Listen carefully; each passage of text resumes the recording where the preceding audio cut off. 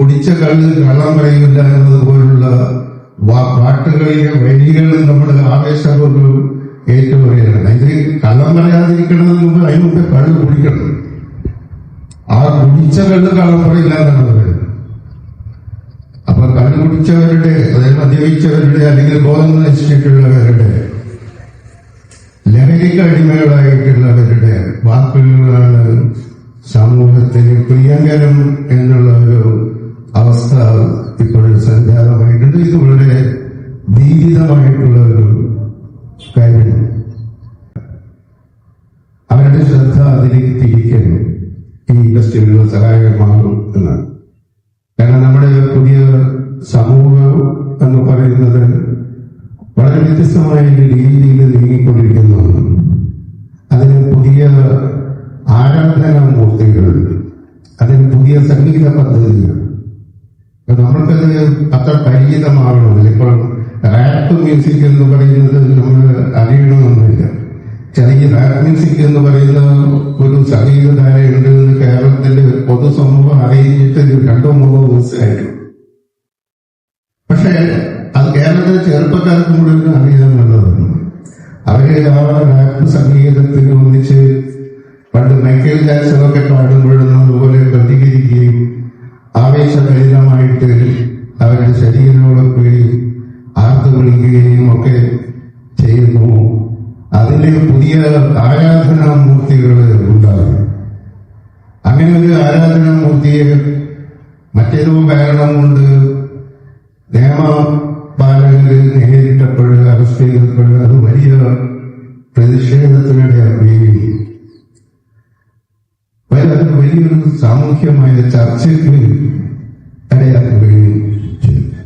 അപ്പൊ നമ്മളത് കാണുമ്പോൾ നമ്മൾ അതിനുശേഷമാണ് ഇതിന്റെ വീഡിയോകൾ നമ്മൾ വളരെ പറയില്ലാണല്ലോ എന്നതുകൊണ്ട് അതിന്റെ വീഡിയോകൾ കണ്ടു നോക്കുന്നത്. അത് കണ്ടു നോക്കുമ്പോഴാണ് നമ്മൾ അതിലെ അപകടം തിരിച്ചറിയുന്നത്. ഒരു പ്രത്യേക പ്രായത്തിൽപ്പെട്ടവർ മുഴുവനും അതിന്റെ വഴിക്കാണ് പോയിക്കൊണ്ടിരിക്കുന്നത്. അപ്പൊ അവരെ സംബന്ധിച്ചിടത്തോളം ഈ സാഹിത്യം എന്നൊക്കെ പറയുന്നത് വളരെ അപ്രസക്തമായിട്ടുള്ള കാര്യം.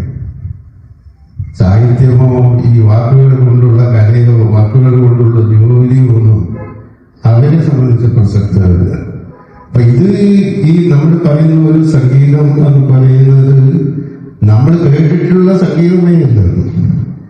നമ്മുടെ പാട്ടുകൾ നമ്മൾ കേട്ടിട്ടുണ്ട്, നമ്മുടെ കവികൾ കേട്ടിട്ടുണ്ട്, നമ്മുടെ ഗാനരചയിതാക്കൾ അതിമനോഹരങ്ങളായിട്ടുള്ള ഗാനങ്ങൾ എഴുതിയിട്ടുണ്ട്. ഭാഷയിലെ ഏറ്റവും നല്ല വാക്കുകൾ മുഴുവനും ചേർത്ത് വെച്ച് മധുചന്ദ്രികയുടെ ചായത്തളികയിൽ എന്ന പോലെയുള്ള വാക്കുകൾ ചേർത്തിട്ട് ഉള്ള പാട്ടുകളിലൂടെ എഴുതിയിട്ടുണ്ട്.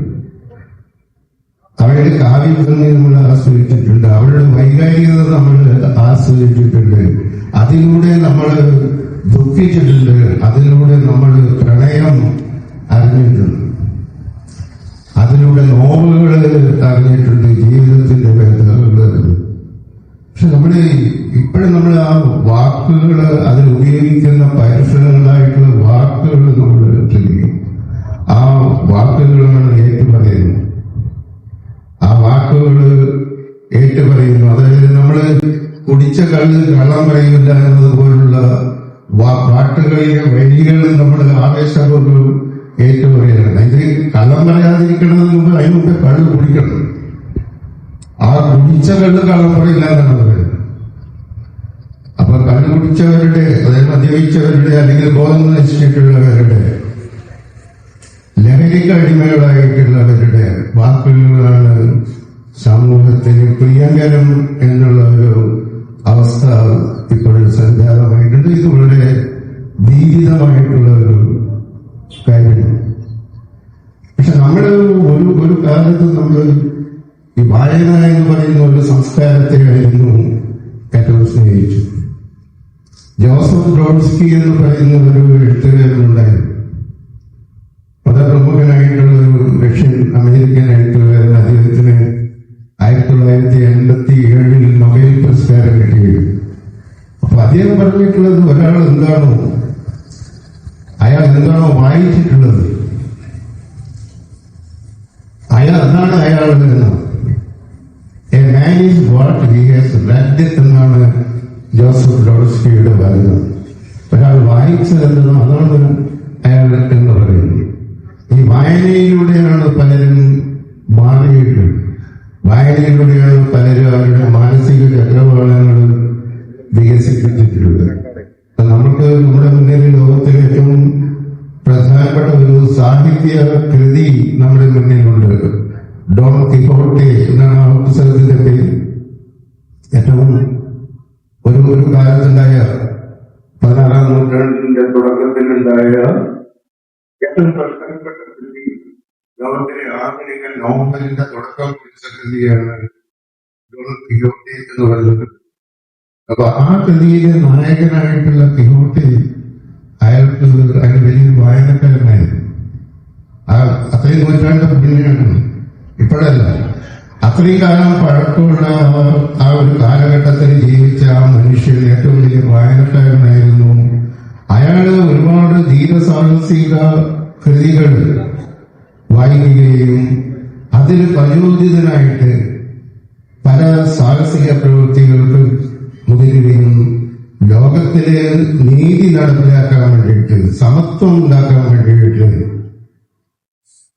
ശ്രമിക്കുകയും ചെയ്യും. അതിന്റെ ദുരന്തമാണ് ആ നോവലിൽ പറയുന്നത്. ഒരാൾ ഈ വായിച്ച കൃതികളിൽ നിന്ന് പ്രചോദിതനായിട്ട് താനൊരു വീരയോദ്ധാവാണ് എന്ന് കരുതുകയും സമൂഹത്തിൽ നടക്കുന്ന മുഴുവൻ അധർമ്മങ്ങൾക്ക് എതിരായിട്ട് പൊരുതാനും താൻ ബാധ്യസ്ഥനാണ് എന്ന് കരുതുകയും അങ്ങനെയുള്ള ഒരു മിഥ്യയുടെ പിറകെ സഞ്ചരിച്ച് തകർന്നു പോവുകയും ചെയ്ത ഒരു മനുഷ്യനാണ് അതിലെ കഥാനായകൻ.